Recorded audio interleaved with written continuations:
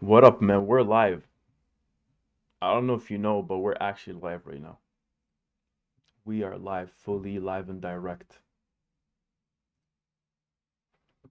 Not yet. No, we're not showing your ugly face just yet. Nothing yet. Nothing crazy. Yes, no. I mean, we can. I don't know if people want to see it or not, but it is what it is. I mean, we can maybe start off here going off, and then we'll see what's gonna happen, man.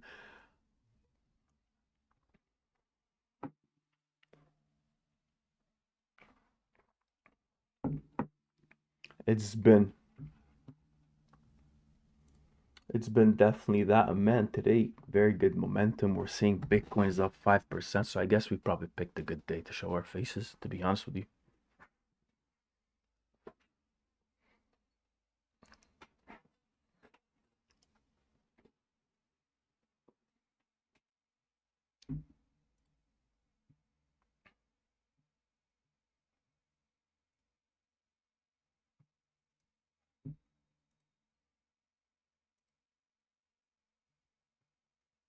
100%. And we will for sure analyze it for you guys and see where it goes from here. So let me see here, man. Why is my OBS not opening up properly? Let's see.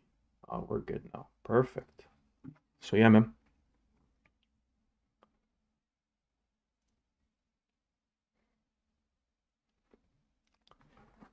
How's the weather, guys? I don't even know. All I know here is sunny, man. It's a green day. It's a sunny day outside. I'm happy to be honest with you, man. And that's the thing. That's what happens. I started realizing, man, I'm emotionally connected to what's happening in the market. To be honest with you, I have a good day when the market is good, a bad day when the market is red. And if Bitcoin's having a bit of a pump to the upside, God bless.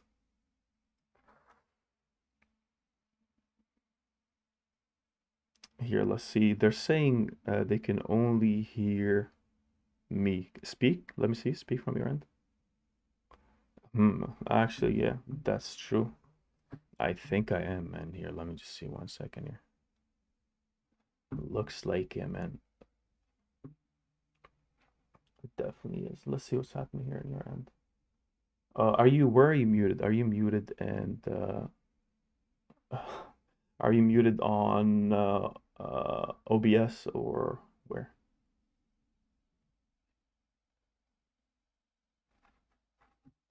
That's some. Uh, hmm. That's very weird. Yeah, just give me 1 second. I thought you did too. Let's see here. Sorry about that, guys. Just a bit of technical difficulties. We can definitely blame Brendan for it. It's his voice not working, not mine. Uh, I think I know what it is. Hold on 1 second.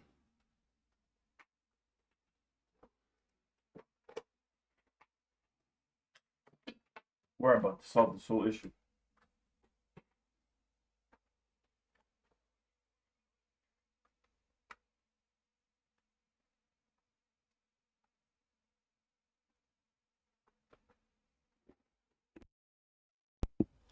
Say that again.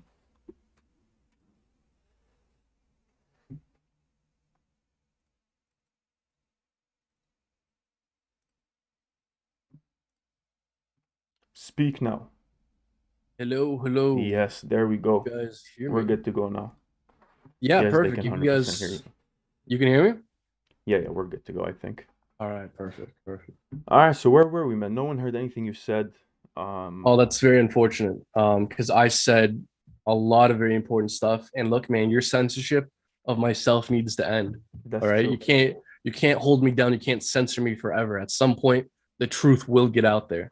Because that's That's the thing true. about the truth. You can't hold down the truth. That's true. Yeah. Whatever you say, So man. yeah, so folks, if we can get a little bit of confirmation here in the comments that you guys can hear me, that would be great. So it does seem like a few of you are able to hear me, so that is good news. There we go. Yeah, man. So look, people didn't. I guess people didn't hear how we started. So why don't we start over again here? So again, folks, welcome everyone for tuning in. We are going to be doing a bit of a face reveal here in a couple moments.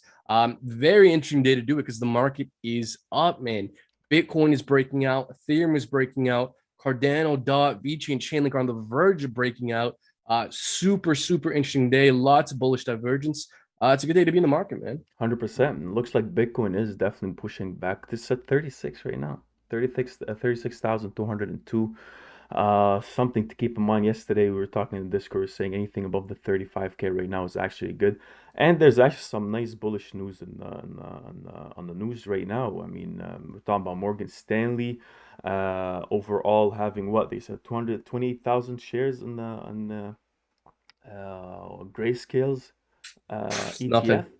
Chump What change. was it, like 800 million or something like that? So Just it's chump change, yeah, a little this bit. definitely is for them, 100% close to 1 billion. So they're buying at a good price, man. They definitely bought at a good price, and I think that's gonna um for sure move the markets. Weekend was good, right? Overall, if we're looking at the daily here, weekend was actually good in terms of price action. Everyone's talking about a bloody weekend, but it turned out, we actually pushed from the bottom 32,000 all the way to, what do we have here, to 34,600. And yesterday, a bit of indecisive day. Not a lot went on. Narrow bodied candle, wick to the upside, to the downside, pretty indecisive. And now we're seeing a push. And I think also Oof. Ethereum was Yes, sir. actually, probably most likely, in my opinion, it was leading the market prior to Bitcoin's like actual strong movement. So I like the way things are going here, man. I I love this. I'm getting excited, man. This is good to see. We're breaking out again. What do we need to get greater clarity in the market? Confirmation, confirmation, confirmation. So, folks, again, we're seeing some good signs. We're seeing some bullish breakout, but we got multiple layers of resistance above us. Rejection at any point should be anticipated. But with that being said, this is great to see, man. Like, again, I don't know if we can go to my chart here, but or maybe we can do that in a moment. But yeah, man, we're seeing multiple layers of bullish divergence, bullish crossovers on the MACD. We're seeing strength, man. Good to see. I mean, of course, we can't call things until, we get a bit more confirmation, but this is starting to feel to me like a bottom. It does feel like a bottom. So look, man, let's just show our faces here, man. Let's just do the Let's do face, it. man. Let's do it. Let's just do the face. Three, two, one. We're in. This is us. The most ugliest guys on YouTube. Now you got a face to hate. Brendan's been talking about that. Mm. Now you can actually hate us and know how we look like. So, yeah, that's pretty much it, man. I guess it's a pretty big day here. It is a pretty big day, but speak for yourself, man. Like, I was warning you, before the live stream. You got to be ready for like the accolades and just like you not being able to No walk down the one knows street us without. yet, man. No one knows us. This Yeah, guy no one thinks we're knows gonna us. start getting autographs here, guys, and then we're gonna start, getting stopped at random restaurants. Here's a certain drive-through. He thinks people are just gonna flock towards us. But anyways, man, Yeah, it's yeah. pretty So, fun. folks, finally did the face reveal. Welcome, everyone. You guys are the best. Like and subscribe. Yeah, man. No, look. So again, we showed our faces. That's that. Why don't we start talking about the market here? Because Let's see. there's much and much to discuss here. Let's see. Real quick, though, real quick, I do see something pretty funny here. Someone's Uh-huh. saying, Thomas Lab is saying Jack Black. Yeah, and it's you know what? That's a compliment. He's a very talented man, very successful man. So I take that as a compliment. Thank you There very you much. go. There you go, man. Yeah. Yeah, man. All Yeah. right, So so let's look, just switch to your screen, man. Let's just quit all this talking and just go yeah. straight to it. Drink that water, man. Make sure you stay So hydrated. hundred I got my percent, man. I've been Starbucks here, I've been man. following your non-financial advice, trying to Hmm. stay hydrated. Yeah, so guys, look, lots to discuss in the market today. Bitcoin is looking real healthy, multiple layers of slanted resistance that we are now breaking above. This is very, very good to see. We're now getting above the VPVR point of control. All good stuff, man. We're finally putting in higher highs, we're putting in higher lows, we're breaking above resistance, we're gaining above volume. This is very, very good to see. Bullish crossover in the daily MACD, stochastic RSI on the way up, weighted MACD on the way up. Folks, things are looking bullish. Things are looking strong. And just how I've been mentioning for months on the channel now, how these higher highs in price action paired with lower highs in our side led to the downtrend. We're now experiencing the exact inverse. We're getting lower highs in price action and lower lows paired with higher highs in our side and higher lows, which is bullish divergence. And I think we're beginning to see the first signs of that bullish trend reversal. Now, ultimately, we do have multiple layers of resistance above us. And so I think the first major layer of resistance that we need to get above is this white line here, the 50 daily simple moving average, extremely relevant, held that support all throughout our parabolic uptrend. As soon as we broke down from it, came back up to retest, it got rejected. That was the beginning of the massive sell-off. So I would, to be very honest with you folks, I would anticipate rejection the first time we test this. Just how the first time we tested the 200 daily EMA, we got rejected. The first time we test this thing, I would be very surprised if we didn't find rejection. So I would anticipate heavy resistance coming at $38,000. But once we can get daily candles fully closing above that 50 SMA, fully closing above 38,000, that is ultra bullish confirmation. 100%, man. Overall, I mean, I think main thing we actually need to keep in mind here that maybe just take some precautions, I guess. We don't want to still get too excited. Definitely Ever do take since, you know, we precautions. got stuck in this, what do we have here? Since May 19th, we've been pushing, and we actually were ignoring some bullish signs. You know, as soon as we have some sort of a breakout, we go to the upside and yeah, get rejected off the 100 EMA as well on the daily. So 200, sorry, 200 EMA on the daily. So right now, is this going to be the same thing? We're not sure. All we know is that on a short term here, we are breaking that resistance again. We're taking another jab at it since June 13th here. We got up, got that resistance, and now we're literally heading back towards it. So let's just see how the day is going to end. We do expect some sort of reversal back to find that support. So in my opinion, maybe if we go to the 4 hour, a bit of a mid-time, shorter time frame here, still no, in my opinion, no retest happened yet. Sorry, you see how here since what do we have here? Since 2 days ago, we've been knocking at this resistance multiple times for a whole day. Yesterday was indecisive. The bulls and the sellers, the bulls and the bears actually were fighting. We're going sideways for a bit. Now we're seeing some sort of a follow through. So again, we're probably most likely going to see some sort of resistance at the 36,800. And we do expect a retest back to the slower level. And that's when we're going to see actually majority of the market jumping back in if we're supposed to see that follow through. Otherwise, we're gonna have the same thing here where we went all the way above, actually got rejected, wasted the upside. Sellers were still waiting, and yeah, we came back down. We couldn't really hold that support, and then we continued to fall back down. So, look, man, we've been stuck in this for how long now? Right now, we have since what do we have here? Since May 19th, right? A month and what do we have? 10 days. We've been stuck in this sideways action, just fighting everything. So the longer we waited, the more a breakout is going to be more explosive. Maybe the market was not ready at this moment here on midway through June, 13th of June, to break above just yet. Maybe now we have more buyers that are actually waiting on the sidelines. And especially, look, man, with all the news we had with China, and there's still more and more news out there. There's still more negative news out there, and I think the market's probably getting a bit, I don't want to say desensitized, but more, we're having less and less reactions to those negative news, and I think that's something we should keep in mind, you know? I think it's because we already had several layers of capitulation, man. Yeah, Like we had capitulation several times already. I mean, I like to check up on the Glassnode charts, lots of helpful stuff in Glassnode. And if we go back to my screen here, so the net realized profit and loss, we've been experiencing the biggest levels of realized loss in really Bitcoin's entire history, even from the bottom of the bear market in the March 2020 global disease crash. We did you're so not have as political, man. much. Well, no, because YouTube has algorithms that if we say the word, we'll get Even the word demonetized. itself, that's crazy. Oh yeah, you can't say the word. You can't say the word. Yeah, that's why we do that. Yeah. So guys, look, we have $3.4 billion of realized losses. We had 1.3 in March 2020. That is extremely significant. We have had several now times, twice, two major capitulation events. So the market has heavily sold off, and so eventually, sellers do get exhausted.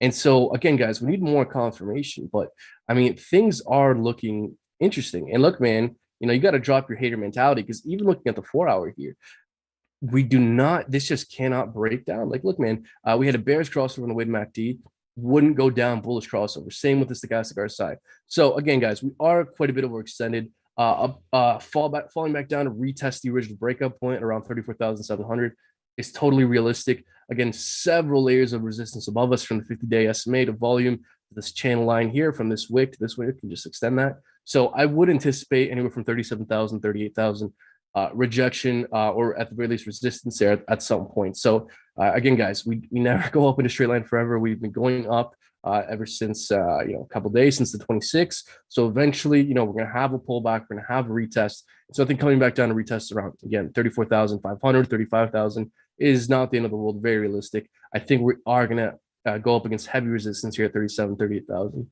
No, definitely. And look, man, that's what it is. You're right, because overall, we keep talking about the same thing. Whenever we are stuck in some sort of pattern, and every time we actually get to some sort of a breakout, we can't fully trust the readings on the MACD and the RSI. So overall, because everyone is waiting at this point, there's a lot. I wouldn't say that there isn't too much liquidity in the market. It's not so this whatever reading we're having here on the MACD or the RSI itself, even if it's showing us that it's overextended to the top and all that, it's still with lower liquidity because no one is actually I don't want to say trading, but there isn't a lot of buy volume that's happening at the moment. So the readings here are still not reflective to what the whole market that's sitting on the side is actually thinking or doing. Again, the MACD and the RSI, the indicators, will not understand that there is a some sort of a breakout we're having here. So this it becomes more we need to pay more attention to the price action and see whatever price levels we actually break above, and that's when everything starts to get again more, I guess, fine-tuned, those indicators, and then the price action becomes a lot more important than those readings. So yeah, again, man, you're right. Like, I mean, as soon as we typically here we're getting to this region, you can see how the MACD is stopping off. You can see how the RSI is going to the oversold region, to the overbought region. But then again, because it's a breakout and there's a lot of buyers most likely sitting on the side, then they're going to ignore the indicators here and actually push the price action back above. So again, yeah, there might not be any kind of a resistance right now or a retest, or maybe that retest actually already happened on the 1 hour. I still don't see it yet. Maybe even the 30-minute, I still don't see it. I still think a bit of a retest back to lower levels would be good in my opinion. But then again, buyers might not even be as patient yet, and yeah, we might just see continued. We're gonna continue to knock above at those resistances, and the more we head to the 37,000, we'll see what happens at that end. But yeah, you're right, man. I agree. Don't ever call me a Yeah. hater again. Well, man, look, one thing though, you said there wasn't volume coming in, but there actually is. I never said there's no volume. There Go ahead. No? Okay, well, no, I misunderstood. But yeah, no, we do have increasing buy volume coming in the short term here, which is good to see. So again, folks, again, heavy resistance at 37,000, 38,000. So we'll see how we react off there. I do anticipate some kind of rejection, some kind of resistance around these areas. Again, falling back down to retest is, should be expected here. Now, man, look, aside from that, why don't we talk about here the DXY and the stock market for a Let's do second, it. because this does affect Bitcoin. So DXY having a bit of a rally here. That's typically no bueno for Bitcoin. So we'll see if we do indeed get that continuation. I think the key thing here for the dollar is not putting in a higher high. If we do indeed put in a higher high with the dollar, could see bullish continuation, and that could act as a suppressant for Bitcoin. So it's something we don't want to see. So let's see if we do indeed get that. Now, something we do want to see, something that is muy bueno, is the fact that the stock market is rallying. The stock market is doing well. It affects market and investment sentiment. So this is what we want to see. We want to see a healthy stock market because stock market's been very precarious. We've been seeing bearish divergence on high time frames. So if the stock market ever decides to have a substantial pullback, that is going to bring the bad news bears to Bitcoin. So that's what we don't want to see. But for now, things look all right. No, definitely. And that's what we've been seeing recently. We're seeing a lot of correlation with what's happening in the market itself. We're seeing that everyone was actually talking about inflation, how we're going to hedge around that at the moment. And yeah, right now we're seeing a correlation, that correlation between Bitcoin and the stock market, the Nasdaq, the S&P 500, the Dow Jones. They're up today, not a lot, 0.17%, 0.24%, 0.40%. But again, we're seeing that whenever the stock market actually has a bit of a bullish day, Bitcoins follow suit. And yeah, man. So let's see how that plays out. But I know there's some more big news here out there, man. I know you got most of the news today. I got some big news. Big news. But before we go to the big news, let me just finish up here with the hash rate. So Let's hash go. rate is significantly down.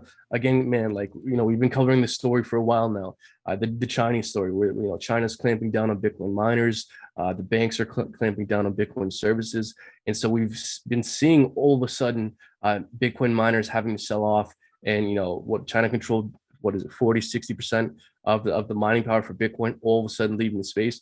So we've seen a dramatic decline in hash rate, which we haven't been this low since the previous cycle, 2017, 2018. So very interesting to see. Once we see hash rate start to recover, that should be a sign of kind of bullish confirmation for Bitcoin. So we're gonna wait out on that, and as soon as we see that bullish confirmation, we'll let you guys know. But yeah, man, let's talk about some news here, because we've got plenty of news to discuss. Let's see. What do we got? So a couple days ago, we were talking about overall asset managers suddenly becoming Bitcoin bulls at the CME.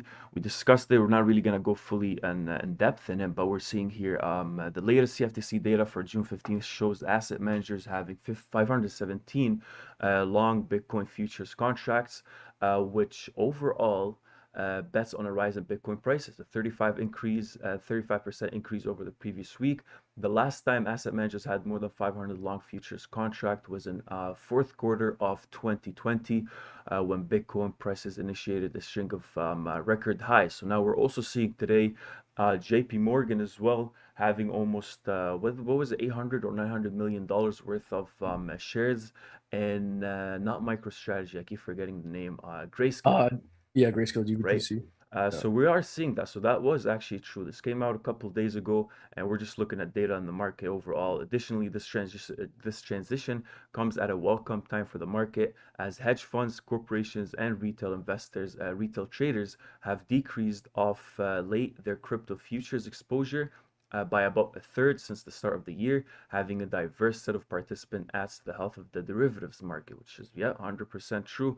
Overall, the key takeaways were looking ahead, the reshuffle of asset managers' open interest suggests that most of them believe that we are close to the bottom of the current bearish sentiment, and that Bitcoin to start to climb again, man. So even those bigger guys have been buying more and more.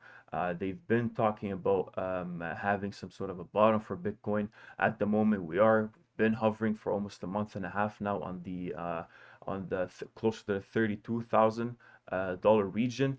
And no matter how much we actually pull below, man, everything is still we're seeing that redistribution in terms from the I don't want to say like the weaker hands, but with the newer hands that actually came into the market, weaker hands, I guess, between those coins, that Bitcoin is actually transferring from people that actually bought it beginning of the year, when things start to go up, when we start pushing towards higher and higher prices, the 40K, 45K, all the way leading up to the 64. And we saw that actually being represented on the SOPR as well, because the SOPR, adjusted SOPR, which is the spent output profit ratio, that's basically calculating the ratio of, okay, so we see whatever Bitcoin addresses or coins that are actually being bought at this level or sold at this level, the last movement it had, the last time it was bought or sold, where was it exactly? So they took the 6 months before, so people buying at a higher rate, and then they're saying that the new traders or the new people that actually got into the market that just got the hype, that haven't been really long-term holders, have been buying here and selling at lower prices. But whales, long-term holders that have been in the market for a while, are seeing this as a buying opportunity. And I think you also shared yesterday you shared a chart yesterday showing how long-term holders are accumulating, while those short-term holders have been like leaving their positions. So it's pretty great to see, man. And then you see more and more news about those asset managers, big asset managers, institutions, and corporations trying to accumulate more and more at this level. I don't know, man. Look, man, again, there's a reason why I'm saying this looks like a bottom, smells like a bottom. I mean, I've been buying the dip, and it's not just this piece of news that we're seeing here. Like, if you go to my chart here, we recently had a very famous cycle indicator flip bullish in flashy buy signal. Are you on my screen now? Can you hear me okay? Yeah, we are. All right, perfect. Okay. Yeah, so folks, look, the Puell multiple here, all right? Just to briefly describe what this is. The Puell multiple is calculated by dividing the daily issuance value of Bitcoins in US dollars by the 365-day moving average of the daily issuance value. Again, it's a lot of mumbo jumbo. Basically, this tracks hash rate and price and issuance and supply side of Bitcoin, all right? And basically, the main takeaway for me, again, I'm not super familiar with this chart, but it is a pretty famous cycle indicator. Whenever we enter this green zone, typically signals a buy signal. So interesting to see. Again, I don't place a ton of weight on this. It is just an interesting kind of chart to bring up, in my opinion. Now, the creator of the Pure Multiple chart, David Pure himself, says and has acknowledged that even though things are looking good, this metric heavily tracks Bitcoin hash rate.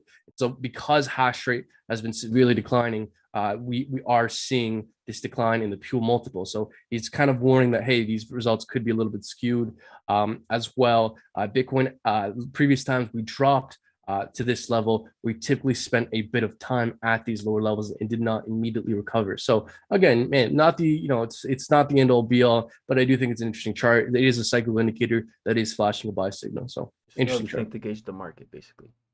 Sorry. Just another thing to gauge the market with. Exactly. Yeah, I wouldn't Yeah. bet the farm on this, but it is an interesting thing to kind of know. Yes, sir. Yeah, man. Bitcoin's Uh, at 36,200. What else you got? Well, I do have, some more interesting stuff here. So the balance of miners has been decreasing. So again, because of all the China news in the Bitcoin miners in China having to be shut down all of a sudden, there has been a lot of selling pressure with Bitcoin specifically for miners, and we're seeing that in the numbers. We're seeing that the balance sheet of Bitcoin miners has been severely decreasing. So if we see this trend continue, we're going to know that miners are continuing to sell. But again, man, I think the worst may very well be behind us because the shutdowns already happened. So whatever major selling off they had to do to keep the lights on already passed. That's true. So again, could the worst be behind us? Maybe. We still have to see. And also, just a bit of interesting news here. So apparently, Jack Dorsey and Jay-Z is teaming up to bring NFTs and smart contracts to the title. So I'm very interested to see how that works out. But yeah, no, very interesting. Sorry, man. Would you ever create a smart contract on title? I Do don't you know, think? man. I was following Tidal like what, like 4 years ago was big for a bit with Jay-Z trying to, like they're trying to help artists and all that. They get more royalties for their work, but I don't know. I thought he sold the company or sold his shares from the company.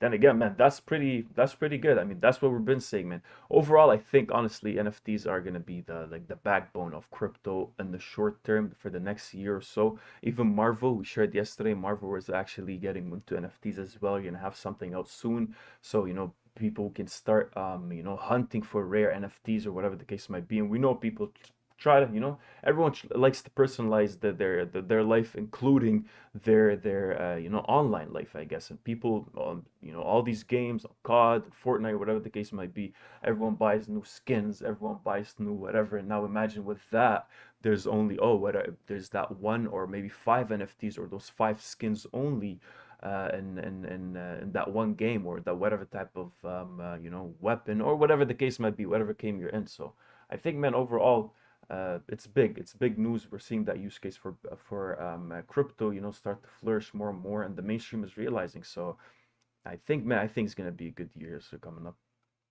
Yeah, no. And again, if we're still on my chart here, we're seeing something very interesting, which is Bitcoin is continually leaving exchanges. This is what we want to see.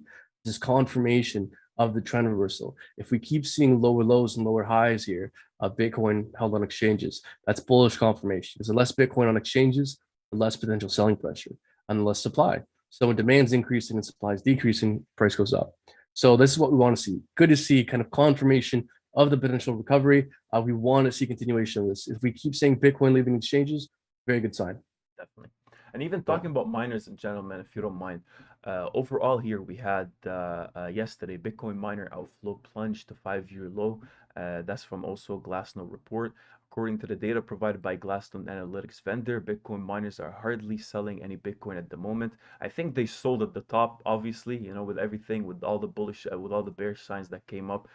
Those big guys, a lot of those big institutions as well actually started to short at one point. So overall, miners have been the kind of the topic of discussion for the longest time, and yeah, big whales. But overall, the Glassnode chart shared by CIO of Moskovsky Capital shows that the total transfer Bitcoin volume from miners, 7-day moving average, has plummeted to a 5-year low level. Thus, crypto miners prefer to hold their Bitcoin, not sell it so far. Previously, as reported by you today, the Crypto Quant CEO shared data similar to this, and he specified the miners selling activity has been in decline since around March this year. So a bit of, I guess, maybe I don't know, whatever you just shared, maybe that's a bit conflicting messages. But then again, we need to see how everything plays out, because with all the news we're talking about here, there's still a lot of bullish signs that were ignored. But then again, this looks a bit, this kind of feels different. We want to see how the day ends here. We want to see how Bitcoin continues to push. And the main thing, we need to see that follow through, because we did have those nice days. Same thing on June 9th. We really pushed higher up and we faced some sort of resistance. Now, this is clearly, in my opinion, some sort of a breakout. Let's see if it's a fake out. Let's see if it's actually going to sustain or no till the end of the day. So we'll see. Yeah, and again, we need to come back down and retest the breakout point. Ultimately, for me, I think 36,000 is a very, very clear base that we need to get a daily candle closing above. So we have a daily candle closing within the next 9 hours. So we want to see that fully closing above 36,000. That's where a lot of volume is, and that's where a lot of price reactivity is on the daily. We have several daily candles closing at around 36,000, reacting off 36,000. So for the next 9 hours, we can hold 36,000. Very good sign, but we want to keep getting daily candles closing above 36. And if we can do that, we can test that 50 daily SMA. And once we get daily candles closing above that thing, man, very, very good sign. $1 million Bitcoin by the end of the year. Brendan's $1 gonna million shave his Bitcoin. head if Bitcoin doesn't get to $1 million. Right, Isn't that the folks. No, the bet that is if Ethereum doesn't get over $10,000 by the end of the year, I will shave my head, and I stand by my bet. I stand by my words. On the same. I see. Okay, that's Yeah, pretty no, good. if it, I have until the end of the year. If ETH doesn't get above 10K, I'll shave my head. God damn, this guy's serious, guys. Yes, sir. Okay. Yeah. What else we got in terms of news, man? What else we got? Well, Something interesting here. we got plenty more interesting stuff to discuss, but if you want, man, maybe we could take a second to read the comments. I do see some funny things. Let's see. I see Maybe some worth insults addressing. here, man. I'm about to go I off I do. inside. So this is pretty funny. So one of the things I'm saying here is Jeffrey saying face for the radio. JK, it's all love, boys. Thanks for bringing us the facts. Thanks, guys. No, you're very, very kind words. Appreciate that. A lot of Jack Black comments, and so yeah, you guys are pretty funny. Bufo on the beat saying it's a deep fake. I don't think it's him. And Bufo on the beat, you gotta chillax. I don't know how you discovered this. This is indeed a deep fake. We hired actors to 100%. This is not yeah, us. this is all pre-recorded, and we hired actors to kind of, what is it, pamp them mind? But I guess so, man. But anyways, just say I our don't words. like But that. I don't want to bring him up, but Dank McDizzle is making fun of me, man. Again, what's same. Dank McDizzle I saying? don't know. He's saying Messi looks like my mate Dave, the ice cream man. I know for a fact. Dave doesn't look like me. That's But fake news, man. that is, and it's hurtful, but it's all good. I'll go cry in the corner. We need some Anyways, confirmation man. of that. Anyways, Yeah, yeah, Bitcoin leaving exchanges and USDT entering exchanges. By Dow testing is now on BNB Smart Chain. What? it Have is. you been Yes, keeping indeed. up with Baidu at all? I haven't. I'm very glad to see that the team is still around, uh, doing stuff. Good to see, folks. I hope you buy out people go to the moon. I hope Baidu goes to $100. I wish you all the best. I left the Baidu. Train? Yeah, I left the Baidu train. I wasn't. The teams were seemingly trying their best to shake out the weekends, such as myself. Yeah, Yeah. So I sold off to move into other projects that I like more. that's good. That's good. More money to buy, you know? It is what it is. Anyways, so again, what else we got there, man? Well, I mean, we got plenty to discuss. Why don't we start talking about some altcoins here if you're okay with that? Maybe we can talk Let's about do Ethereum. that. Maybe we can talk about something else. Let's do that. Yeah? You Let's good? do What's so that. funny? I'm not, man. I'm not laughing. I'm just reading Oh, more and okay. more comments here. Okay, what are the comments saying? Just don't worry about it. Okay. No, bring them up. Feel free. I don't know if I Um, can, man. That's the problem. why? Why? What are people But saying? it's all good. It's all good. All right. Okay. So, folks, let's get to some important stuff here because, again, the market is looking super interesting here. Ethereum is breaking out bullishly. If we draw a trend line from the all-time high to one of these highs here, just extend that. We are breaking out bullishly. This is very, very good to see. We're getting daily candles closing above the 200 EMA, 200 SMA, 21 EMA on the 6-hour, historically the best EMA for short-term price action for Ethereum. So this is all very good to see. Ultimately, I want to see a little bit more bullish confirmation. I want to see Ethereum get back up above kind of 2250, start holding 2250, very price reactive level. Everywhere we look to 2250 was a very price reactive level, key inflection point. So once we can get above that, bullish confirmation, ultimately kind of the last stand for me to start looking and feeling really bullish on Ethereum is this white line here, the 200 EMA on the 10-hour. Historically very price reactive, the kind of the base, the floor of support for Ethereum. And so once you can get above and start holding 2450, at that point, man, there's very little resistance above us. I mean, next major resistance is these previous highs here at 2880. Once we get above that, man, there's nothing stopping us from getting to all-time highs. I think so, man. And one thing we gotta also, I guess, keep in mind here is that Ethereum today, if the day closes well, we're gonna have a nice, what's it called? First day we're in the positive in terms of momentum. We've been hovering on the low for a while. You'll see here, even if we, we're looking here since June 3rd, we're seeing how we've been just hovering in terms of momentum. Sellers are a bit more dominant. Obviously, we're supposed to break above in this region here on June 3rd, and again, not a lot of follow through until we broke below here, broke below major EMAs on the daily, got rejected more and more. Now, went all the way back down to the 200 EMA, which is something, we haven't really done in such a long time. And overall, right now, if we're looking at the lowest point that I was going to say Bitcoin, that Ethereum actually got to, we're seeing that right now we're actually above, where we pushed up 30% after that major move. And the last time we were actually on Ethereum at this around this level, I would say, is as soon as we created that distance here back in August 2020. We pushed from lower levels all the way to the top here. What do we have? We have 114% and went back down to meet the 100 and the 200 EMA. And now, again, we created a lot of distance. We were extremely overbought. A lot of people were talking about, with all the hype with DeFi and all that. And now we went back to these lower levels and actually got to the 200 EMA. Typically, that's where you're going to see some sort of support, some sort of reversal, especially after creating that huge distance. So you want to see if this is actually going to follow through. Overall, we're sitting right now at 2,200. Probably we're going to see some sort of resistance at the 50, at the 100 EMA, sorry, on the daily. But then again, right now we're in the positive. We've been hovering in the negative on the MACD. RSI was also on the oversold region, didn't really pass it through. Usually we need to wait for something below the 30, but then again, we touched it the first time, now the second time. We're gonna see at this level right here, resistance in terms of the strength of that movement. So let's see if Ethereum will pass through. Man, but the past 3 days have been really good, especially with everything now coming out with beginning of July. The I keep forgetting the name, man. There's so much EIP? to remember, huh? EIP 1559? Exactly. So, Yeah, there we go. everyone is optimistic. Everyone wants to see what's going to happen with lower fees, lower transaction fees, faster overall transactions, and more security is going to bring a lot of these big investors in. And yeah, man. So we'll see how that plays out. But currently, Ethereum's doing good. And even yesterday, actually started going up before Bitcoin actually started to move, which is actually a very good sign overall, because Ethereum was actually not doing as well, wasn't really doing as well or holding It was as looking well as bad. yeah, it wasn't holding really as well as Bitcoin for the longest time. So yeah, again, man, very positive.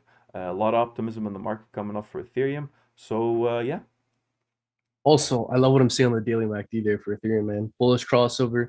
We just got a bullish crossover in the daily MACD on this day. Very good to see. Again, folks, we're just starting to see the first signs of bullish divergence, bullish breakouts. We can't get our hopes too much up now. I mean, I'm getting excited myself.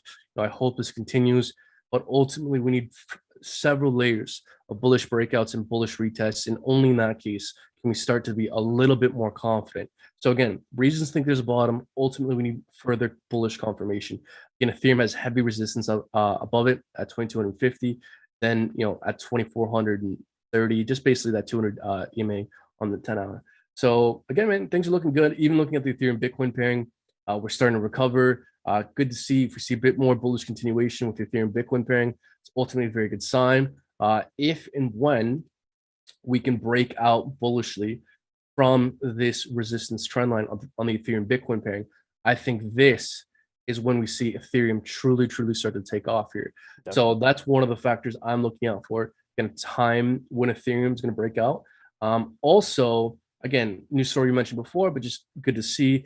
So 5% of Ethereum's total supply has been pledged for Ethereum 2.0 staking. That supply cannot be withdrawn for, I believe, another year or so until certain milestones are hit. And also, the amount of Ethereum held on exchanges is actually holding up much better than Bitcoin. We haven't seen that great, exodus of Ethereum onto exchanges like Bitcoin has seen. So again, man, if Ethereum is becoming deflationary and harder money than Bitcoin in a month or two, and we're really not seeing a whole lot of Ethereum enter exchanges, it's still the macro trend is still Ethereum leaving exchanges. And man, this is a recipe for Ethereum to explode. And look, I like to say that I think Ethereum has a good chance of reaching whatever Bitcoin does this cycle, roughly 10% of whatever Bitcoin does this cycle. But look, man, if once Ethereum becomes deflationary, I mean, there's an argument to be made that we could even outperform what we did in the previous cycle, where the previous cycle, Ethereum reached 15% of Bitcoin's value at the peak. I mean, if we become deflationary, we could even do more than that. Now, I've been assuming that Ethereum could reach 10% of whatever Bitcoin does after Bitcoin starts to pull back. But again, with Ethereum becoming deflationary, that fundamentally makes Ethereum more bullish than even the previous cycle. So, man, look, if Bitcoin can keep together, then Ethereum has plenty of upside potential, in my opinion. 100%, man. Even looking at overall at the just talking about supply, we have here we discussed also yesterday just everything that's coming up with the IP 1559 and how it's portions of each of the fees is going to be burnt and how overall so EIP 1559 proposing to burn a portion of the fee collected from Ethereum users, thus introducing a mechanism to put active ETH tokens of supply for the first time since its launch.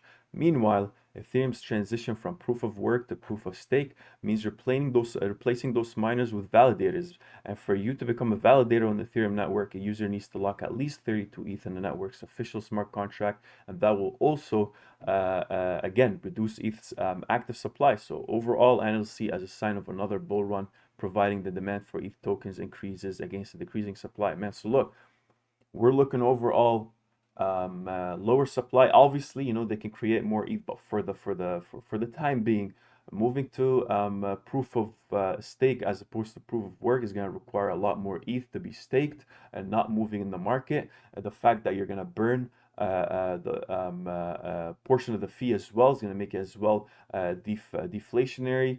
Fundamentally, Ethereum never really looked any better. We know the excitement that's been going on in the DeFi space. We know what's been happening even with banks also favoring Ethereum at one point because banks are in the financial service and Bitcoin, unless we have some sort of amazing second layer for Bitcoin that can easily act and be built upon with a lot faster transactions, which we know how hard that is, and we know how Ethereum has been overall acting as or trying to be that pillar for the DeFi space. So look, man, fundamentally everything's looking good. It's at a very nice discounted price right now. We're looking at Ethereum is down what, like 60 or 55%, went all the way down here. A lot of people Yeah. are seeing this as an opportunity to actually accumulate even more. And a lot of these big, I guess, miners for Ethereum for the longest time now, they're looking at overall dollar cost averaging to have more and more stake in Ethereum. So things are looking good. Things are looking good. Things are looking optimistic. I know there's a lot of news out there overall for the whole space, but then the question asks itself, is Ethereum's gonna flip Bitcoin at one point? We don't know.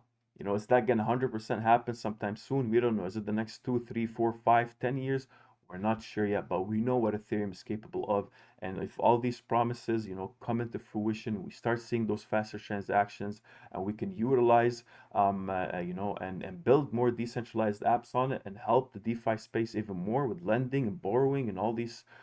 I think things could look good, man. But overall, even if we're betting on it right now, and it might not be the bull market, or it still could continue to go down. Overall, Bitcoin, Ethereum, in my opinion, man, is where it's at. If you're actually looking at the crypto space growing and actually having that use case in the real world, it's Ethereum for sure.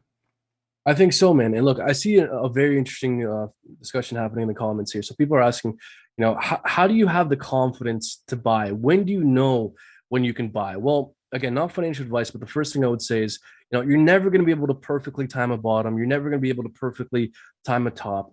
So investing over the long term has typically been the most successful strategy when it comes to investing in crypto. So again, I would take the approach, especially if you're a new person, of dollar cost averaging. Let's say you have $1,000 to invest. Again, not financial advice, but the approach I would take is put in $100 now.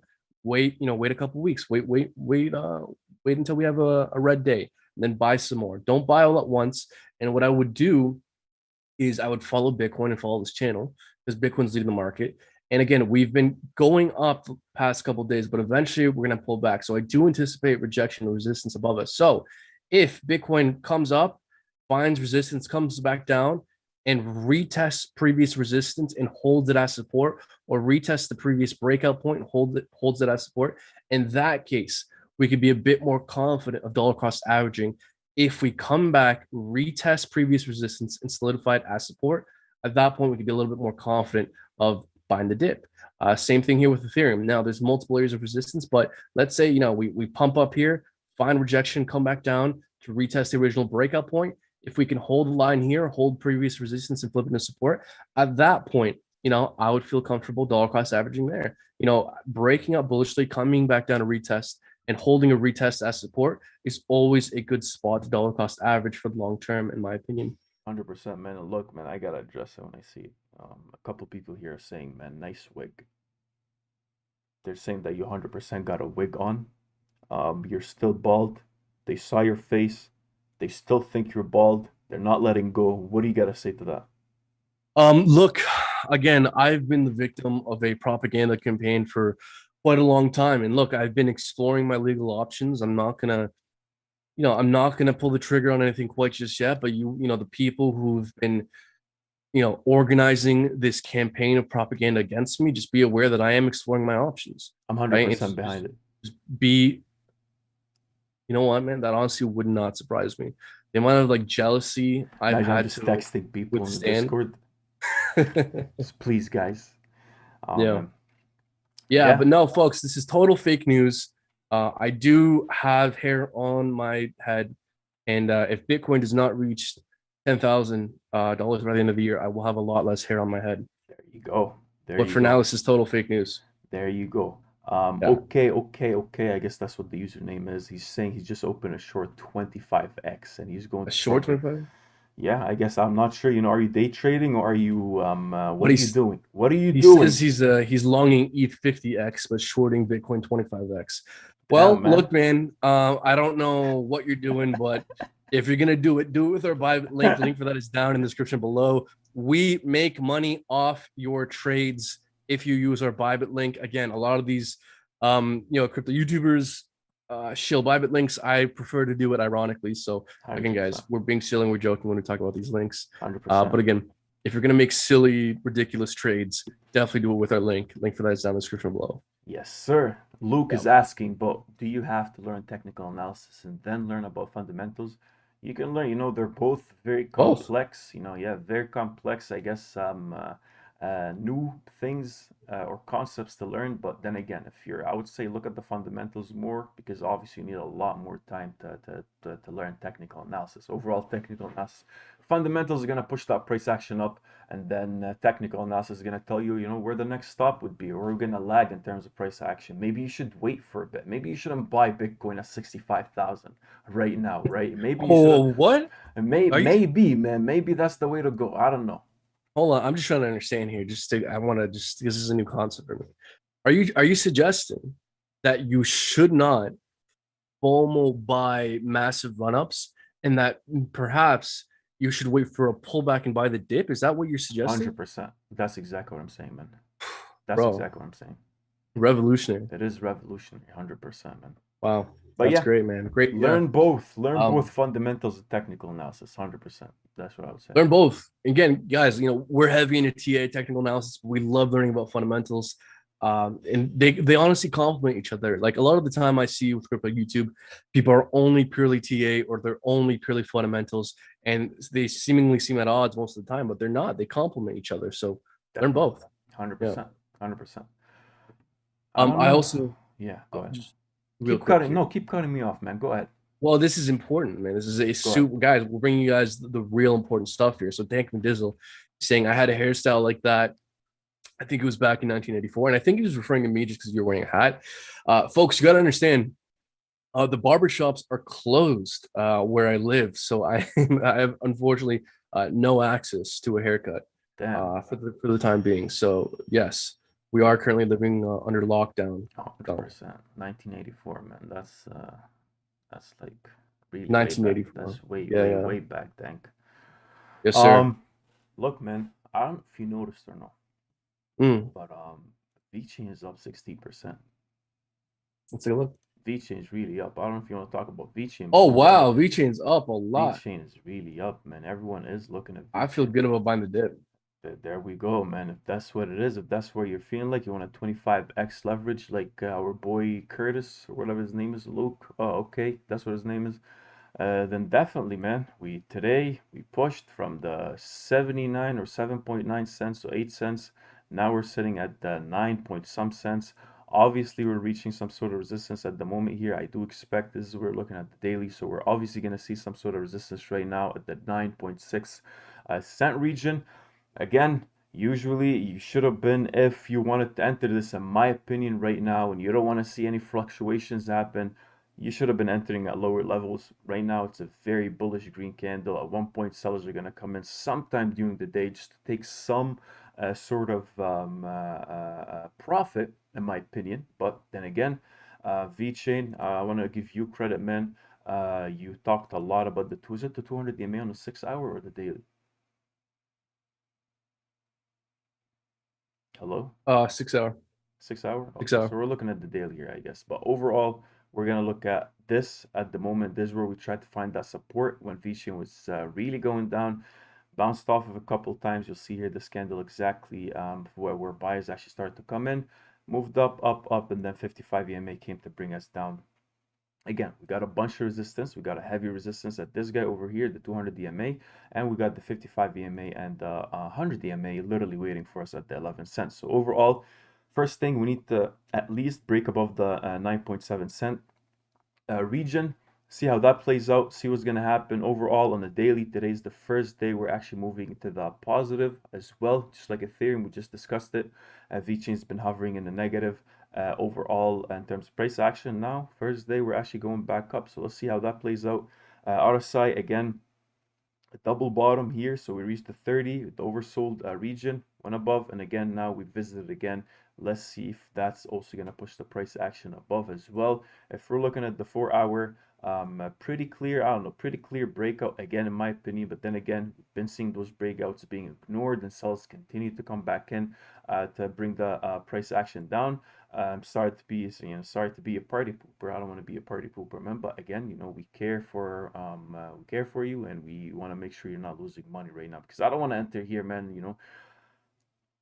You No, start going back down again. We're already up 16%. See some sort of resistance. It can easily get back down to this. You're gonna see your portfolio down 20%. So if you're okay with that, then 100%. This is not financial advice, but you gotta be careful. Especially with a volatile market such as what we're in right now. It's risky, risky business, and you gotta make sure you know technical analysis more and more to understand that. Maybe you should have bought here before the breakout, as opposed. Maybe you should have listened, right? Maybe, maybe, but or yeah, we need to see or some sort of maybe retest. you should have been a VIP Discord member because I've been letting our people know how I've been buying VeChain all at the kind of the 7 cent range. There you So go. around the bottom, I've been buying up VeChain, and What a so great segue. yeah. And look, man, again, folks, if you want to become a VIP Discord member, you get access to our Patreon. Link for that is down in the description below. I will always shill our stuff, tons of value in there. But folks, talking about VeChain, look, I love VeChain. I just told you I've been buying the dip. I would not be buying right now. Again, we had a significant pump. Again, don't chase rallies, chase corrections. And we're right up against resistance here. So look, if you're a long-term investor and you don't really care about a 10, 20% difference, and you're willing to hold 6 months or 3 years, and might not make a difference. But right now, we're right up against resistance with the 200 daily EMA and several layers of slanted resistance from these kind of previous peaks here. Extend that resistance in from all-time, well, not all-time high here, but from this previous peak, we just extend that to one of our lower highs here. Again, we have several layers of potential resistance above us, from EMAs to trend lines. So again, I would anticipate rejection and resistance at some point.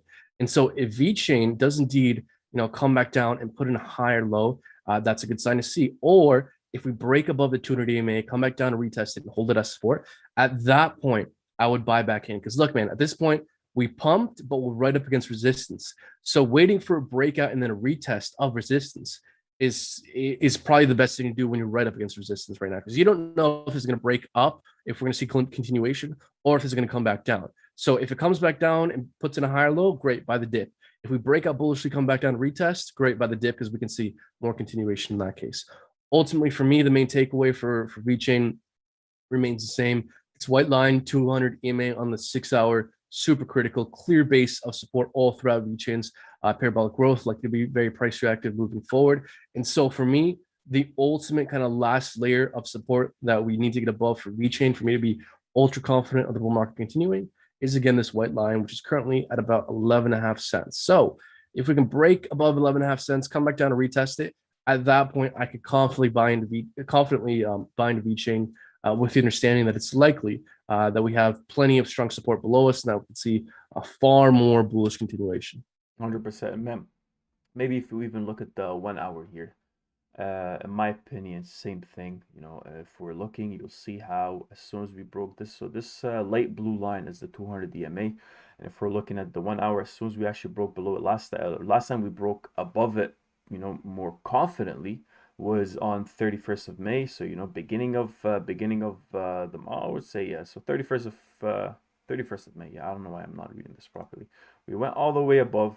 VeChain was actually up pretty heavily. If we're taking this all the way to the top, VeChain was up 27%. As soon as it got to the top, it had to come back to retest it. And right now, I just haven't really seen that yet. So we do expect that retest to come back. And if you're thinking, again, not financial advice, if you're thinking about trying to add more to your VeChain position, then I would wait for it to come back down at least to this level over here, which looks like at the moment would be somewhere close to the 8, I would say, yeah, 8 to 8.5 cent region. So there's on lower time frames. If you're looking, you want to have because that's the thing, you can't just expect to look or try to enter at a good price without understanding those lower time frames, man. You got to be looking at the 1 hour. Those breakouts happen on 30-minute, 15-minute, 10-minute, and sometimes 1 minute chart, so overall, right Fake now, news. fake news, You just propaganda. go off your heart.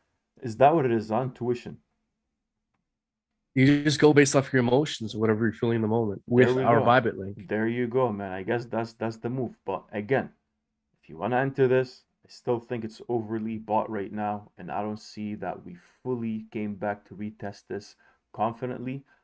Wait if you're looking, or if you're not sure. But again, if you're like, what's his name? Okay, he's 100x leveraging stuff, and most likely gonna get liquidated soon, then that's on you. Yeah. Yeah, do it with our bybit link. Link that down in the description below. Yeah, man. Yeah, man. Now, again, sorry to interrupt you, but it was highly pressing. Yeah. So, guys, look, again, I just want to reiterate and bring things kind of back down to earth for a second. Again, we're feeling a bit optimistic. We're seeing some signs of reversal. We're having bullish breakouts. There's reasons to think this is a bottom. There's reasons to think that the price could go up. But we still have not broken the bearish price structure. Bitcoin is still in a bear trend. We're still putting in macro lower highs and lower lows, breaking through critical support layers. Bitcoin is still bearish. Now we're seeing signs that could change. But again, if we want further clarity about the state of the market, we need confirmation. So we need Bitcoin to put in a higher high, get above 40,000, 41,000. Very good to see. We need to get above the 50 daily SMA, 200 daily EMA, and then 200 daily SMA. And we need to get daily candles closing above all 3 major moving averages. And only in that case could we make an argument that we have broken the bearish price structure. And until we do that, Bitcoin is still very, very precarious, and it is still macro bearish. Yeah. Definitely. Yeah, man. So you look very unenthused. What do you think here? No, I was just thinking. You agree or disagree? No, I do agree. We're still on Yeah, the okay. upside. We still haven't really fully broke to the bottom, and we stuck in it for a month and a bit now. I think, in my opinion, still, even with this bullish breakout, which I know I'm being too negative right now, we need to be patient with, as much as we say you got to be patient when things are going down and we're still bullish, you got to say the same thing when we're actually pushing upwards like that. And yeah, there's at one point where what 2.4 trillion dollars. I'm not exactly sure right now. What are we sitting in terms of market cap? Let's see what on CoinGecko here. I don't know if you have it on your end, but let's see here. Actually, let's What are switch you to referring to? how much market. So right now we're at 1.5 trillion market cap, and we know at one point we were sitting at 2.4 trillion, right? So there is a lot of money just sitting on the side. Yesterday we discussed how there's a lot of the reserves, the stable coin reserves on these exchanges is at all-time highs. So there is a lot of money just sitting on the side right now. Most likely, are they going to short the market, or they're going to long it? We're not sure, but we know that there's an additional what, zero point 0.9 or 0.8 trillion dollars that actually got us to the $6,65,000 back in mid-May here. So we want to see what's going to happen. There is a lot of money sitting on the side ready to either buy the dip or short the market, and we need to keep that in mind, that there's money that's still not being reflected yet. And in terms of market cap, what do we have here? I think let's just look at the 24-hour here. What do we have? So overall, yesterday was 28th. We're sitting at 1.433 trillion, and now we're at 1.5 trillion. So almost, $100 million added within that day. So let's see how that comes through. Let's see how that plays out. I see someone here in the comments saying, what software is that, please? If you're talking about the charting software, it's you go to it's tradingview.com. So that's the website. We have a subscription, but if you get the free version, I think you get like 6 or 7 indicators on the chart. Yeah, just a couple indicators. Yeah. Yeah, exactly. So yeah, it's TradingView. Yeah, and again, folks, we bring up stuff like the DXY and the stock market because Bitcoin still isn't fully out of the woods quite just yet. If the dollar starts to rally, that could be bad for Bitcoin. The stock market starts to crash, that could be bad for Bitcoin. Again, folks, I really just want to, again, there's plenty of reasons to be hopeful. I want to be hopeful. I want the bull market to continue. But again, I want to be real with you guys. We're still very precarious. We're not out of the woods yet. There's light at the end of the tunnel, but even further bullish confirmation. Definitely. I agree. So yeah, man. What are you feeling like here?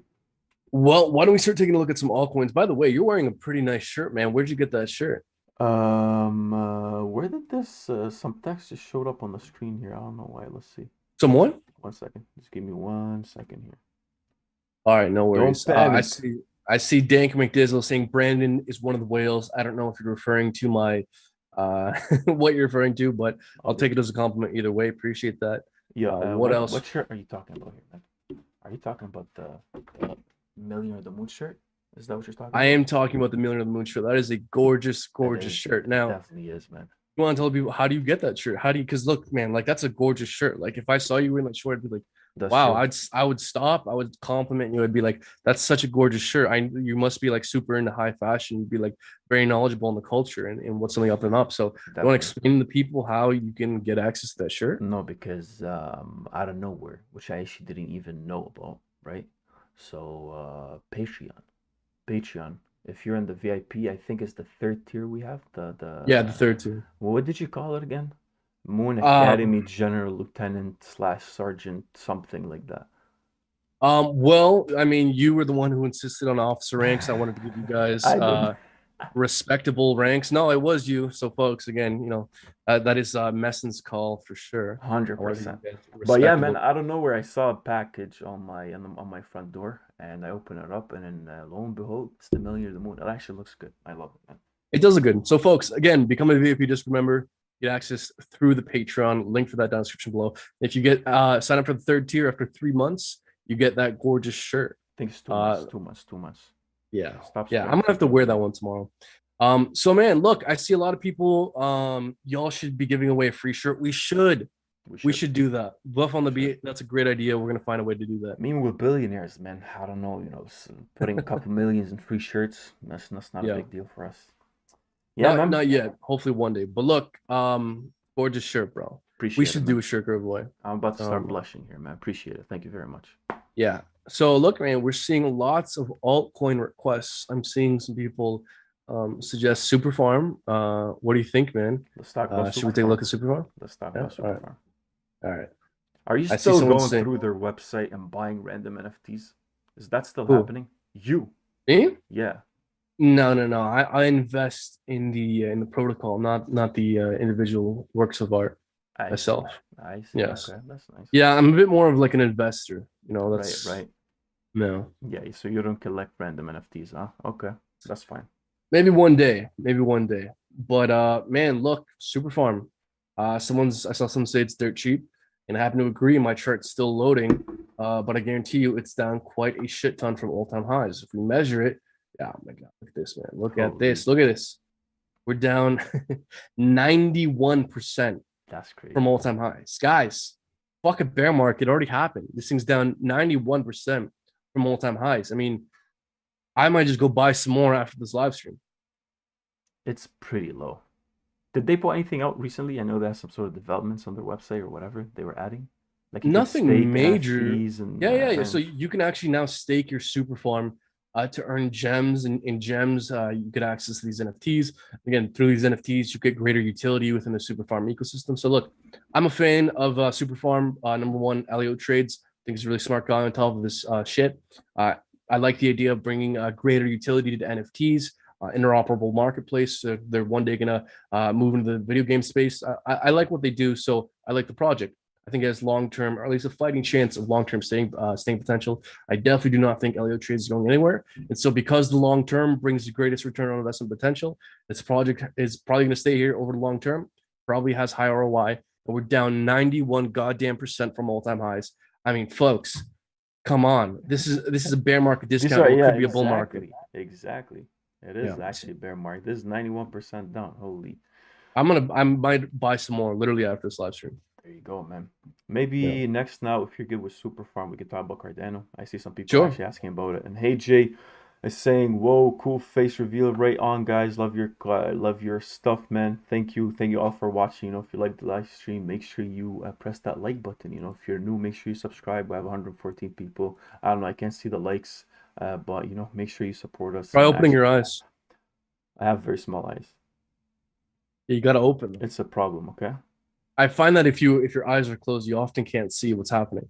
Yeah, that's a pretty good observation, man. Pretty good observation. Cardano. Right now, we're sitting at the 139, push it $139 region. We're pushing above the closer to the 40 dollar and 40 cent. For in terms of the daily here, we're seeing. Let's just see what's going on. Compared to everything else, it's not, I guess, pumping as much. It's up 5% at the moment compared to these different altcoins. But then again, the daily range is still pretty tight in my opinion. We're looking here high of $1.42, low of $1.31, and we're pushing against this resistance again. We're actually above the 100 EMA, which is actually pretty good to see. We need to see if we're gonna maintain it. This level over here has been the level, so the 100 EMA on the daily has been the level where we're finding that support. Again, first time here, second time here, third time here. We hovered below it, above it, try to see if if the buyers are actually gonna come in and push the price action above. It didn't really work out that much. So now we're currently above it. Let's see if it's going to hold. We know we're at a very critical level. We talked about Cardano yesterday and multiple days before. This is the level where we're seeing this zone. This zone is where we're seeing a lot of Cardano's price action. We're seeing on the VPVR $1.22 as well, leading up to the $1.27 or $1.30 is where a lot of accumulation was happening. A lot of trading activity is at that specific range exactly. Cardano for the longest time since the beginning of the year, just literally hammering against that $1.50 zone. We get, it was traders going for a while. Basically, it moved very slowly. We didn't really spend too much time at these higher levels, and as soon as we actually broke above, and the buyers, you can see here how the buyers were coming in more and more aggressively over time. But then again, sellers at the same time were pretty up in those regions, and we don't really spend that much time on those upper regions, somewhere close to the $1.50. We completely dump every time we get there until we actually broke above it, and then that just pushed the price action all the way to the top here at the $2 and 47, $2.50 region. Now we're all the way back down here. So A lot of excitement for Cardano. Again, just same thing with Ethereum. Alonso's hard fork for Cardano is also, forecasting the deployment of those smart contracts.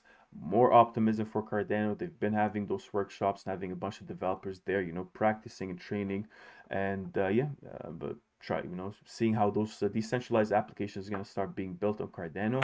And there have been a lot more noise for it, right? So a huge audience for Cardano, a huge buy appetite for the longest time, specifically after showing that the $1.50 region not can easily, it took us, a couple months to break it, but can actually now Cardano's all-time highs at the $2.48.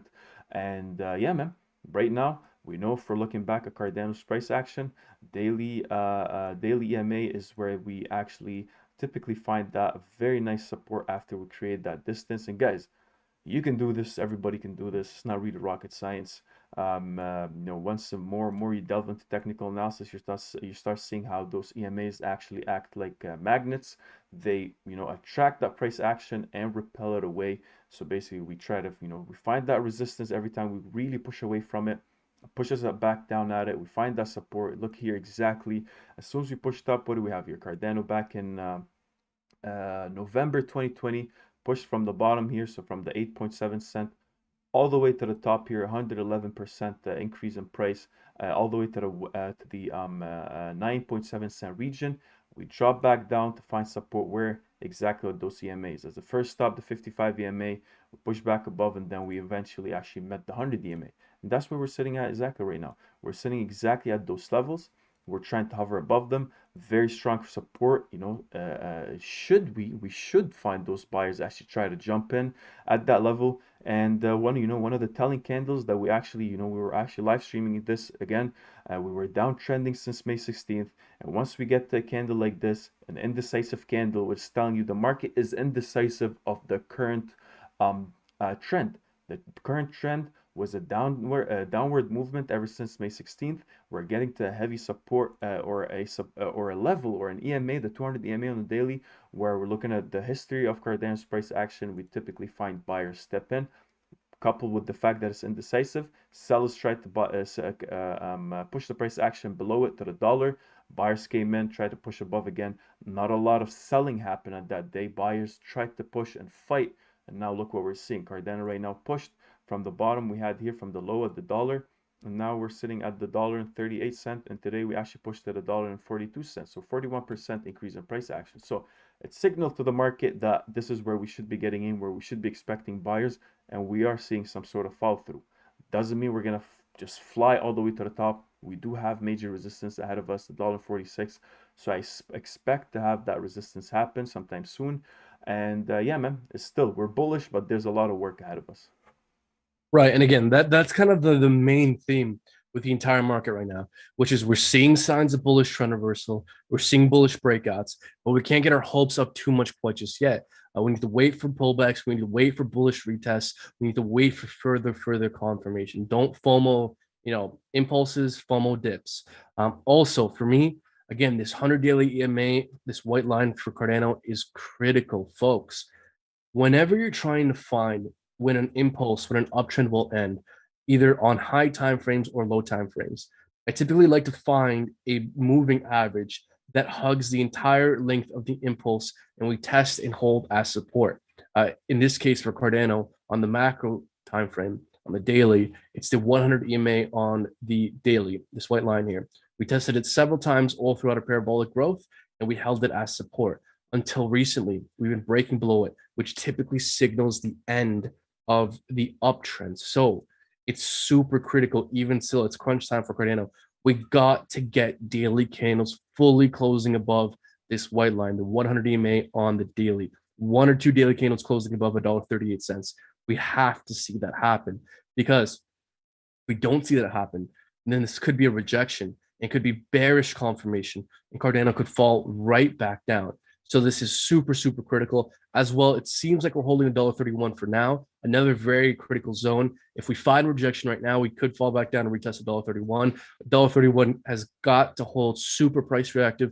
9 weeks of 9 weekly candles reacting off $1.31. That has got to hold if we lose that 100 daily EMA. So these are the two most critical layers for the moment. So once we get 1 or 2 or 3 daily candles fully closing above that white line, come back down and retest it, hold it as support. At that point, I think Cardano's ready to see bullish continuation, but not before then. And we need to see that happen, because if Cardano finds rejection now, the downside potential is substantial. I agree. Yeah. Look, man, Yeah. So that's what I think with Cardano. If we're perfect. Forget with Cardano. I see here people talking about BNB. They want us to take a look. If you're good with that, we can maybe just switch to my screen. Let's take a look. Let's see here. So, Binance, BNB. A lot of scrutiny has been happening in the market. A lot of negative news for BNB overall. We saw the past couple of days, Ontario, Canada, Binance put out an announcement saying we're going to restrict services here. You guys got till effective. That was effective June 28th, I believe. And you got till December 31st, end of this year, basically, to close all positions, and you can't just trade anything anymore. That's pretty much it. UK next day, which was yesterday, again, put out more negative news on Binance, saying we are, you need to fully close off all services for the UK. And yeah, basically just too much news out there for Binance, which is obviously, again, helping or resisting against more price action. They put out a statement yesterday saying that, look, this is what they say. Binance also offers. They offer a note saying that it takes a collaborative approach to working with regulators and that it takes regulation seriously. The exchange is now facing scrutiny from regulators in several countries as authorities begin examining how to rein in the cryptocurrency market. So we saw all these regulations come in, and again, you gotta, with all these regulations coming in on Bitcoin, just globally, everyone adopting it, the government's going to be more and more involved, and specifically with those big exchanges. Binance is one of the biggest exchanges for crypto. And again, that's obviously going to have some sort of effect on the market here. So overall, yesterday, pretty indecisive. Right now, Binance is sitting at 6 point some percent price. The price is up today. And we ranged, what did we range today? We went all the way down to the 289 and pushed all the way up to the 315. We know Binance was all the way at the top here at the $691.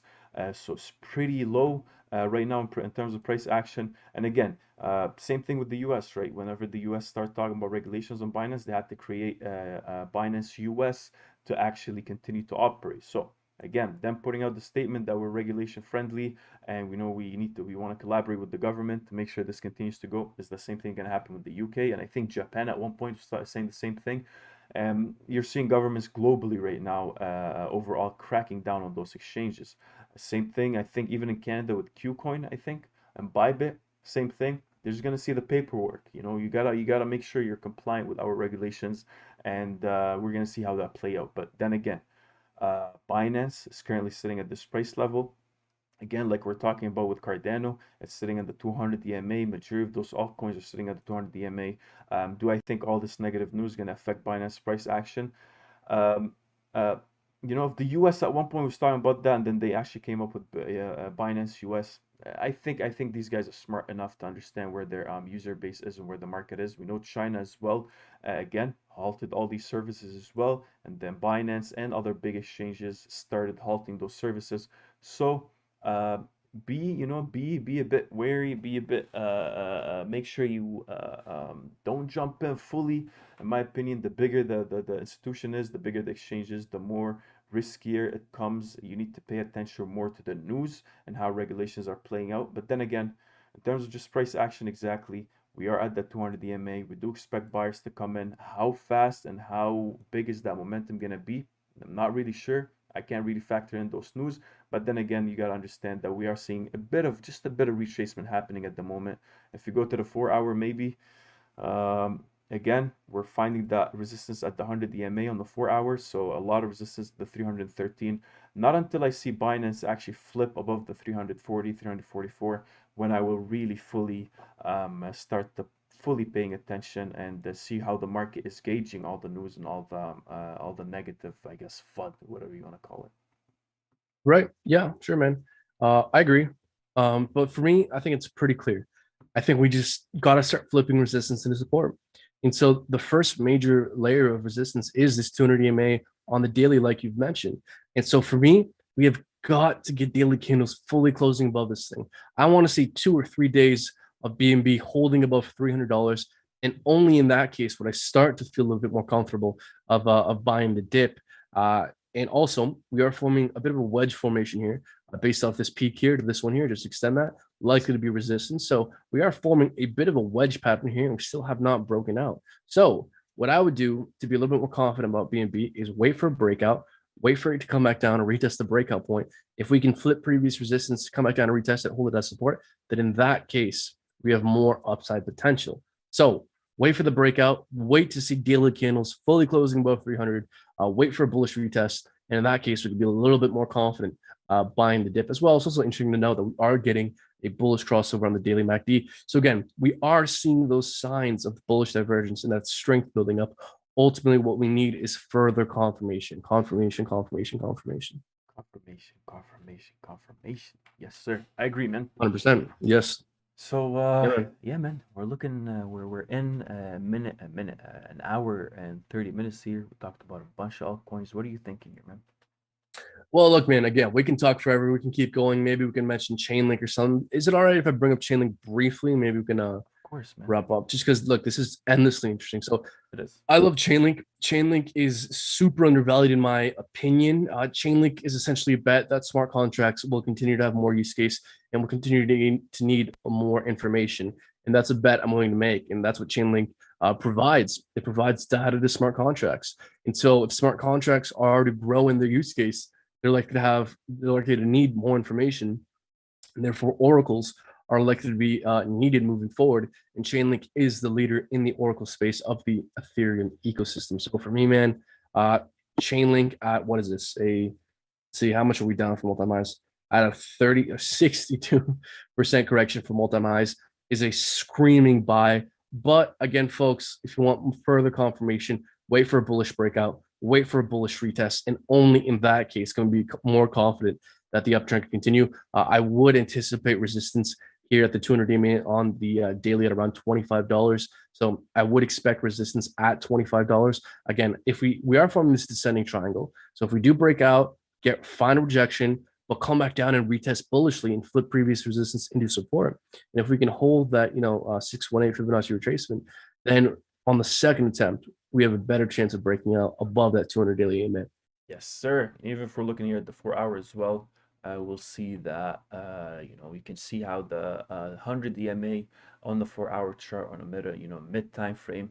It was the last thing that actually brought us down a couple more times. We actually tried to go above it. You'll see here again the 200 EMA here exactly at it. We're finding that resistance. So 200 EMA, 100 EMA, pretty good in terms of gauging where that resistance is going to be, or where that support is going to be. And usually if we're looking for some sort of reversal, at least we want to be above this. So you said resistance at the $25, and this coincides well with it. What do we have here? What is 200 DMA on? Yeah, so the $23, $23.33 dollar is again, I guess, more of a, if you want to gauge exactly what's going to happen, we should pay attention to that. And right now, man, looks like we're finding that retracement again at the 100 DMA. So it did actually push us back down back in 15th of June, and now we're trying to redo it again. We're trying to retest it. Is it going to push us back down? We need to wait. We need to wait for the market to talk to us first before we can assume anything.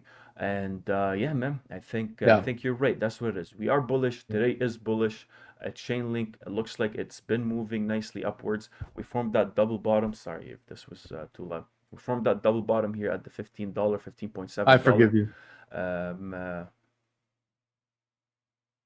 Again, man, $16 region, double bottom. We broke above this right here. Are we going to come back to retest it? We're not sure. We are bullish. A lot of work ahead of us. For the whole crypto space, there's a lot of work. And Chainlink is definitely one of those nice projects you want to take a look at. It's a pillar in the crypto space. Blockchain development, Chainlink's playing a big role in a lot of these big projects. And yeah, depends on how long you want to hold this. And if you're looking to you want to actually enter at a more of a safer price action, then you need to sacrifice a bit of profit and wait. Even if it's pumping, you need to wait a bit, sacrifice some percentages, sacrifice the 5% or 10%, whatever the case might be, because this thing is down. Would you say 61%?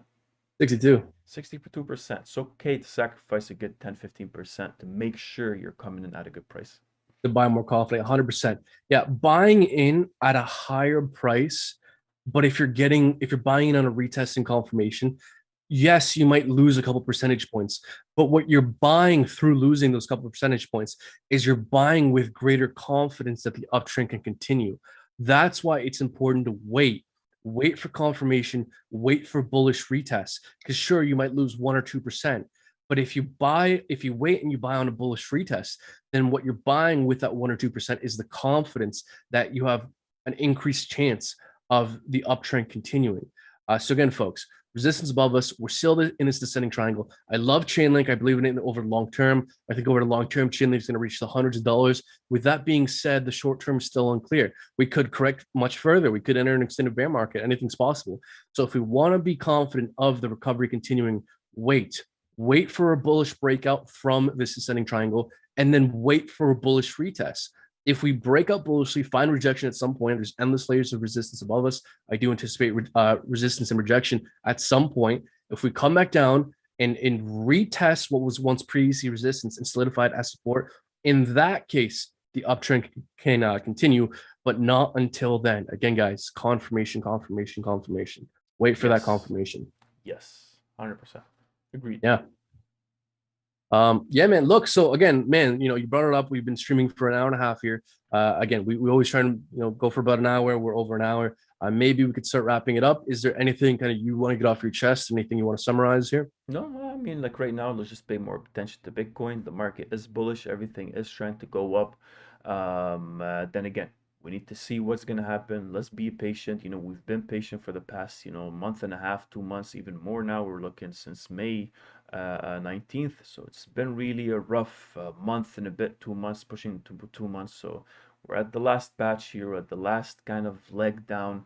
If we're actually indeed bullish, if the bullish market is to continue, if the bull market is to continue, is that bull trend, if we expect more and more buyers to come in with all these big institutions. So let's exercise, I guess, more and more patience here, and see how things play out. But then again, I know we've been adding more and more to our whatever we hold. So why are you smiling, man? Because it's funny, we say one thing but we do another. I mean, we say wait, but I've been buying the dip. Do as we say, not as we 100%. do. And then no, Yeah. I mean that's the thing, because I've been how am I say, I'm comfortable buying the dip on certain things, like crypto.com. I like it. I like what it is. I have no problems buying right now, even if it dips, right? But let's say, I might be exercising a bit more patience when it comes to, let's say, if I'm looking at some other low cap, for example, I would just kind of hold back a bit. So that's me though, right? And then again, Because you got a hater mentality. I got a hater mentality, man. That's what it is. Yeah, no, man, I agree. And again, everyone's strategy is different. Everyone's plan is different. I have a high risk tolerance. We have a high risk tolerance. And that's not the case for everyone. Again, we're giving you guys the strategy, the plan to buy into this market with confidence. We're telling you guys what it would take to do things the right way. Again, I believe in this market. I have a high risk tolerance. I'm willing to hold years if I have to. So, a couple percentage differences isn't going to make a big difference to me. But for you guys, we're trying to Especially explain when what you you're guys. that low, man. Sorry to cut you off. Especially when everything fell that low, man. What do you mean? Like when you're looking at Superfine down 9%, 91%. When you're 91%. looking at when you're looking at Chainlink down 60%, when you're looking at Ethereum down 60%, what's the potential for the upside again? It's huge, right? So that's the thing. Huge. Yeah. And so, man, again, I have been buying the dip. And again, we got to wrap up pretty soon here, but I've been buying the dip on. I've actually been going degen low cap gem hunting. And I've been buying the dip on a couple super low cap gems, super high risk. So again, guys, super high risk, but just to What did you buy, tell man? you guys. Talk about it. What'd you get? Yeah, maybe. So I'll talk about one of the things, one of the new projects I'm buying the dip on. Which one should I choose? I'll choose this one. I'll bring this one up. So I've actually been buying, and not a lot. I'm only buying a little bit. Again, guys, the newer the project, the lower the market cap, the riskier it is. So these are high risk moves, but I've been buying the dip on this brand new project called Mahadao. And so I find this project very compelling for a few reasons. Number one, price action. I'm a TA guy, so I like price action. We're currently down basically 90%, 89% from all-time highs. Bear market discount, what could be a bull market.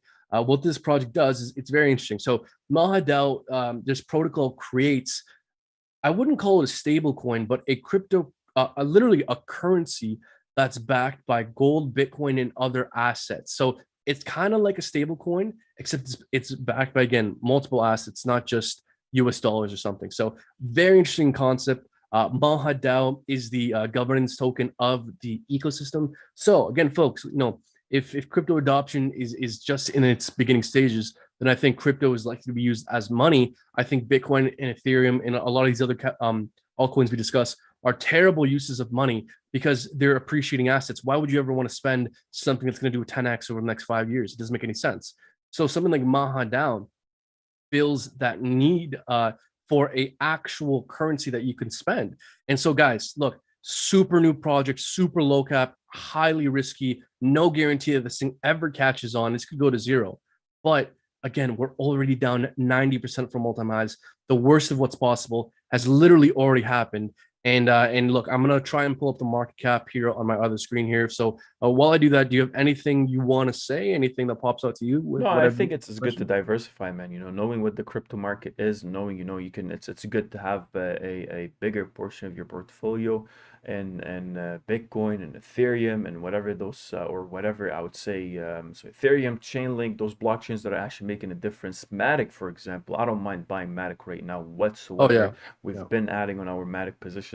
So those are the ones, you go a bit heavy on because they're doing something. Like the crypto space actually depends on it to actually make a move, right? And a bet on Ethereum is actually also a bet on Matic. Matic is doing a bunch of just the level 2 scaling solution is going to help the Ethereum network, is going to help a bunch of other protocols to actually jump in, and depending on whatever they choose their project to be aimed towards, they have the options for security, for faster transaction, for lower fees. If you want to make whatever, like a gaming into gaming or an NFTs or whatever the case might be, you have the option. It's going to alleviate that pressure of the Ethereum virtual machine. So that's the thing. That's what I'm saying. Along with that, right? That's going to give you the ability to go in a bit of a riskier, in high reward projects such as this, man. So again, not put 100% your portfolio in, obviously, definitely. but put a Yeah. bit in it, because it has a high potential for returns. So yeah, I agree, man. Yeah, and again, guys, I'm putting a small amount into this. The newer the project, the more improving the project.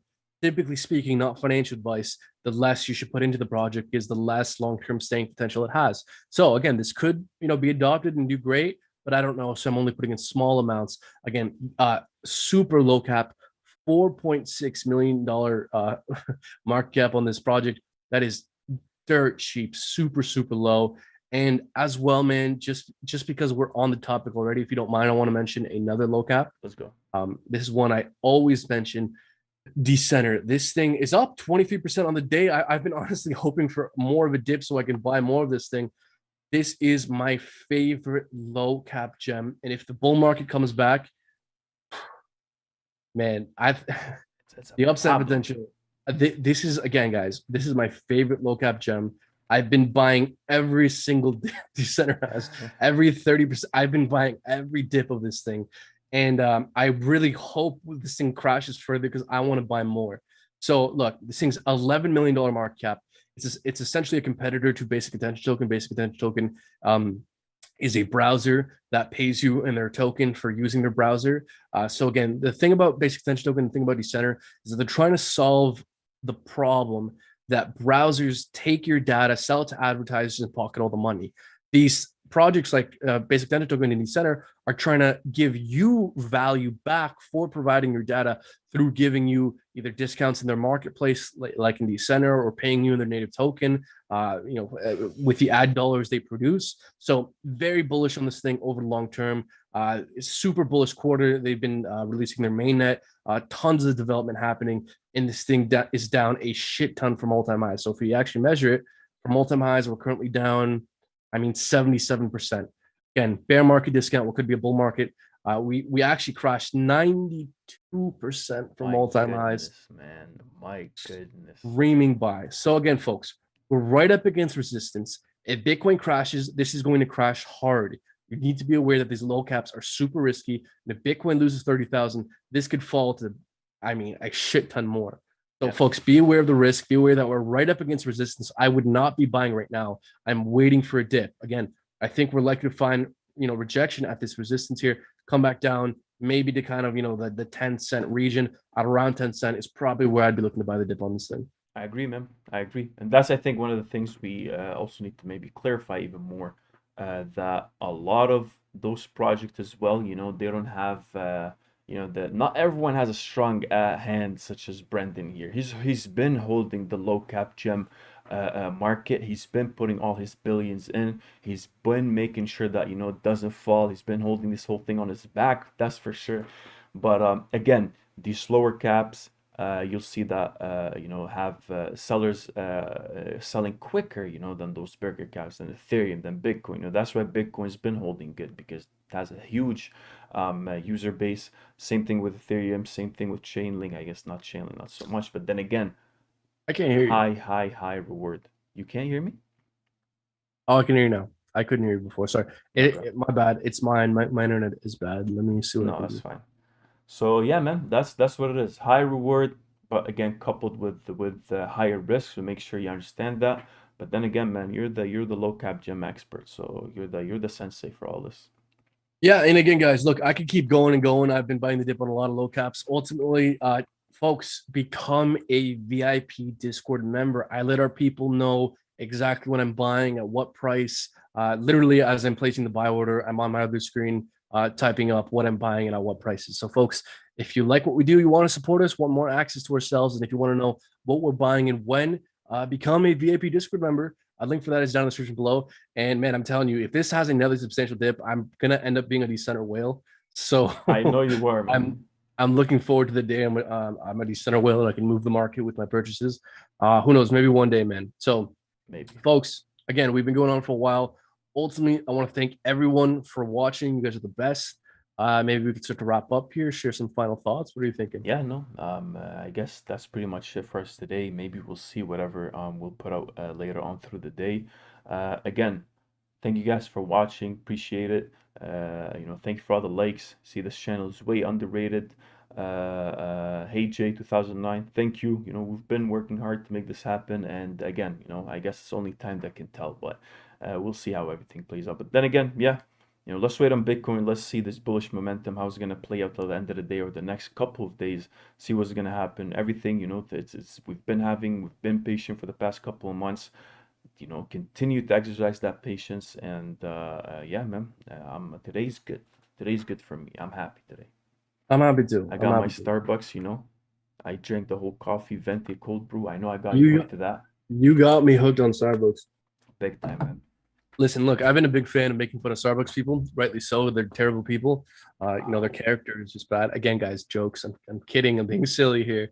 But hey, I'm one of you. Messin has turned me over to the dark side. Join us. So I can't really hate. I can't really hate. Starbucks does have good coffee. I'm sorry. I love coffee and they have good coffee. So unfortunately, you've made me a worse person. I've given in. I'm now a There Starbucks you go, drinker. man. Join us. Join us. Join the crew. Yes.